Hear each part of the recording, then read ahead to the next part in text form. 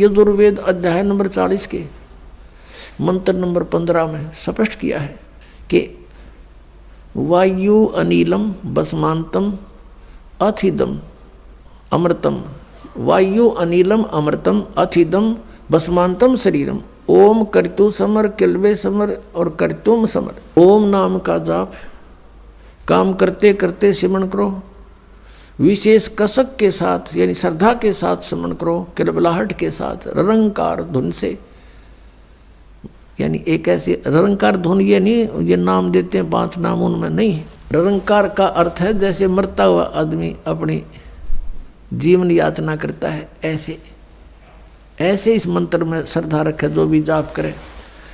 तो कहते हैं फिर और काम करते करते सिमरण करो, ओम नाम का जाप करो।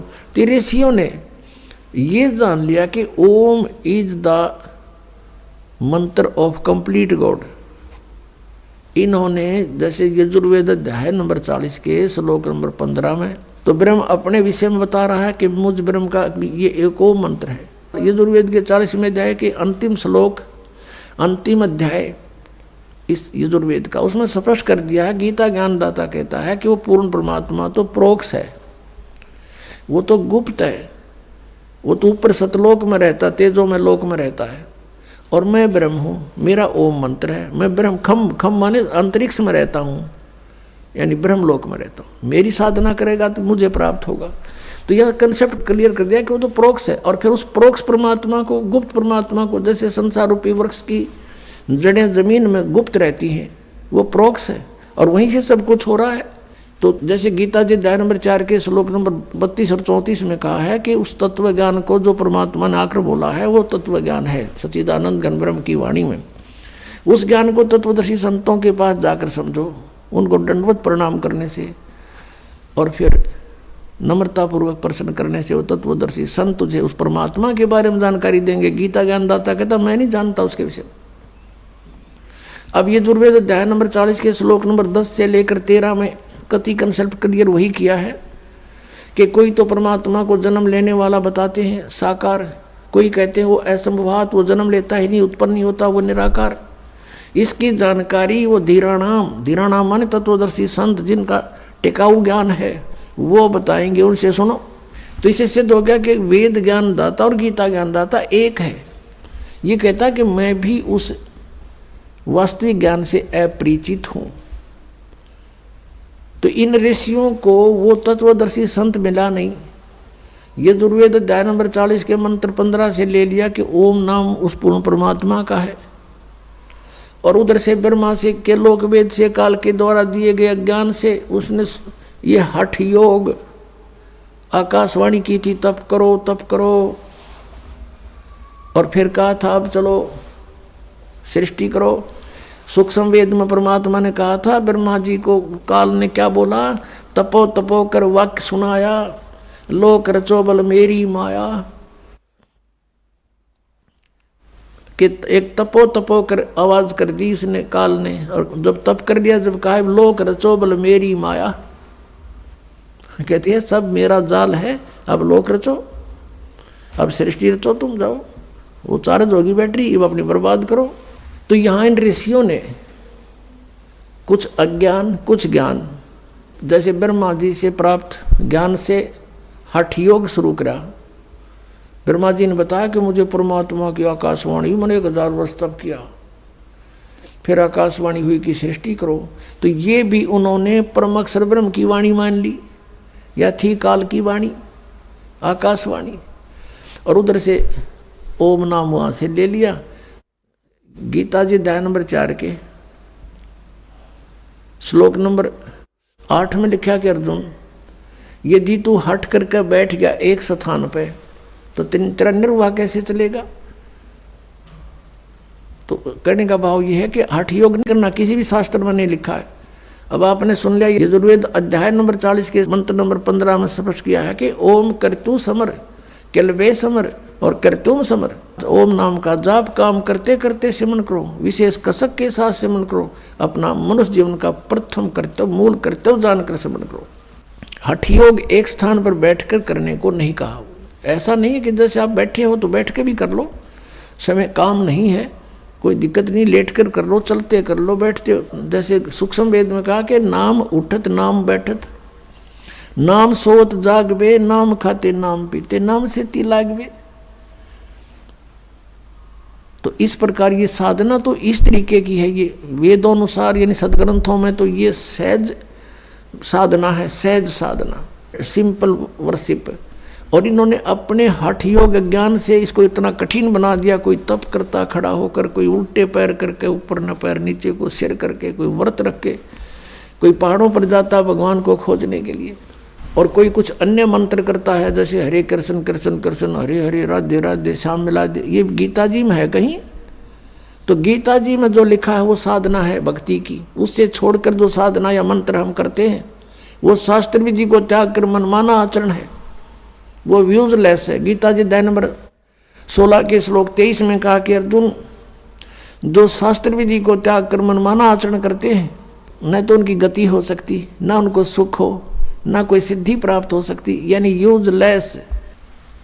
तो गीता जी में जो वर्णित विधि है उसके पाने का जो मंत्र है, और फिर शेष संकेत दे रखा है कि उस तत्वदर्शी संत को पूछो, पता करो, तो वो है साधना करने की। उसके अतिरिक्त हम कोई भी जाप करते हैं, गीता जी में केवल एक ओम मंत्र है, नथिंग एल्स। अब इस काल ने एक समस्या और पैदा कर रखी है कि गीता जी में 2 प्रकार का ज्ञान है। एक तो वेदों वाला ज्ञान है, और एक इस काल ने अपना मत भी इसमें थोप रखा है। स्थान स्थान पर कहता है ये मेरा मत है, ये मेरा मत है। जहाँ इसने ये नहीं कहा मेरा मत है, वो वेद ज्ञान है। तो इसने 6ठे अध्याय में लिखा है कि एक स्थान पर बैठकर, एकांत स्थान में बैठकर ऐसा आसन लगाओ जो ना ऊंचा हो ना नीचा हो, और बढ़िया मृगछाला या कोई अच्छा वस्त्र बिछाओ, और नाक के अग्र भाग पर ध्यान लगाओ। ये है इसका अपना मत। और फिर अध्याय नंबर 3 के श्लोक नंबर 8 में यह कहता है कि अर्जुन, अगर तू एक स्थान पर बैठा रहा तो तेरा निर्वाह कैसे होगा? तो अगर हम इसको मानेंगे तो 4थे अध्याय वाला कैंसिल हो गया, गलत हो गया। तो इस प्रकार हमने जहां पर इसने ये अज्ञान हमें दिया है, वो इसका मत है वो अलग है। जो वेद ज्ञान है उसको ग्रहण करना है। तो मंत्र कहीं पर भी इसने और नहीं लिखा, केवल एक ओम मंत्र ही बोला है। श्रीमद् भगवद गीता अध्याय नंबर 3 के श्लोक नंबर 8 में क्या लिखा है देखिएगा। श्रीमद् भगवद गीता, इसके अध्याय नंबर 3 है श्रीमद् भगवद गीता का, और श्लोक नंबर 8 है। यहाँ से ये शुरू है, यहाँ इसका अनुवाद है। तू शास्त्र विहित कर्तव्य कर्म कर, के शास्त्रों में लिखा हुआ साधना उसके अनुसार साधना कर, क्योंकि कर्मों के न करने की अपेक्षा कर्म करना, कर्म ना करना यानी एकांत स्थान पर बैठ कर हठ योग करना की अपेक्षा कर्म करना ही श्रेष्ठ है। तथा कर्म न करने से तेरा निर्वाह, शरीर निर्वाह भी तो नहीं सिद्ध होगा। तेरा गुजारा कैसे होगा यदि तू एक स्थान पर बैठ गया? अपनात्मा, अभी आपने जो 3रे अध्याय का 8वां श्लोक देखा श्रीमद् भगवद गीता का, ये है वेद ज्ञान, क्योंकि ये यजुर्वेद अध्याय नंबर 40 के मंत्र नंबर 15 से मेल खाता है। अब 6ठे अध्याय के 11वें श्लोक में ये गीता ज्ञानदाता अपना मत प्रोड्यूस कर रहा है। यहाँ ये कहता है कि एकांत स्थान खोज के, और उसके ऊपर वो घना ऊंचा भी ना हो, एक आसन लगाओ, मृग छाल बिछाओ, और नाक के आगे देखते रहो। बस ये साधना बता रहा। ये इसका अपना मत है, ये हमने नहीं मानना, क्योंकि जो वेद ज्ञान है वो सत्य है, और वेद ज्ञान जो है गॉड गिवन है, प्रभु दत्त है। कबीर परमात्मा ने इस काल के अंतःकरण में फीड कर दिया था इसके कंप्यूटर में, और फिर वहाँ से निर्धारित समय भर दिया था। उसके बाद अपने आप, जैसे 9 महीने के बाद बच्चा अपने आप बाहर आता है, कोई वश नहीं चलता किसी का, ऐसे ही 5 वेद बाहर आ गए, इसके सांसों के द्वारा बाहर आ गए। उसके बाद इसने पढ़ा, इसने देखा कि इसमें तो तेरी सारी पोल खुल लगेगी। सूक्ष्म वेद भी उसके अंदर था, उसको नष्ट कर दिया। ये 4 वेद रख लिए जिसमें पूर्ण परमात्मा की जानकारी तो है, लेकिन वे ऑफ वर्शिप, पूजा की विधि केवल ब्रह्म तक की है, वो रख लिए। तो वो ज्ञान तो सही है, उसके अतिरिक्त फिर उससे भी हटकर इसने अपना मत कुछ परिदोष किया है इसमें, तो वो नहीं मानना हमने, क्योंकि वेद ज्ञान गॉड गिवन है, गॉड गिवन ज्ञान है वो परमात्मा का आदेश है।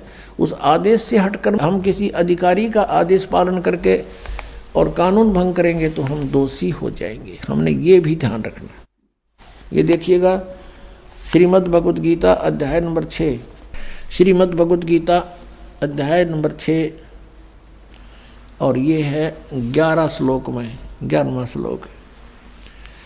शुद्ध भूमि पर जिसके कर्म से कुसा यानी डाब, कोई घास, मृगशाला और वस्त्र बिछे हैं, यानी पहले डाब हो, फिर मृगशाला हो, फिर उसके ऊपर वस्त्र बिछे हों, और न ऊंचा और न बहुत नीचा हो, ऐसे अपने आसन को स्थिर स्थापन करे।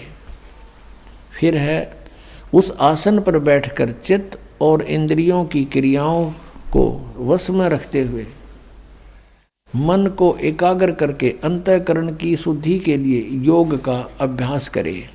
13 में देखो, काया, सिर और गले को समान एवं अचल यानी सीधा रख के धारण करके और स्थिर होकर अपनी, वैसे यहाँ से ये 10 में से शुरू होता है, इसकी सारी क्रिया यहाँ से 10 में से शुरू होती है कि मन और इंद्रियों सहित शरीर को वश में रखने वाले आशा रहित, संग्रह रहित योगी अकेला ही एकांत स्थान में स्थिर होकर आत्मा को निरंतर परमात्मा में लगावे। परमात्मा में, अपने में नहीं। आगे फिर देखो, अब 11वां हमने पढ़ लिया कि शुद्ध भूमि पर एकांत स्थान तो ऊपर पढ़ लिया। कर्म से ये पहले डाब बिछी हो, फिर मृगशाला हो, फिर वस्त्र बिछे हो, ऐसा आसन लावे, ना घना ऊंचा हो ना ज़्यादा नीचा हो। इस प्रकार अपने आसन को स्थिर कर स्थापन करे। फिर 12वें में कहा है कि उस आसन पर बैठकर चित्त और इंद्रियों को क्रियाओं को वश में रखते हुए मन को एकाग्र करके अंतःकरण की शुद्धि के लिए योग का अभ्यास करे।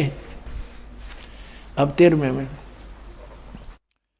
छठे अध्याय का 13वां पढ़ रहे हैं। काया, सिर और गले को सम्मान एवं अचल करके धारण करके और स्थिर होकर अपनी यानी एक स्थान पर डट कर बैठे।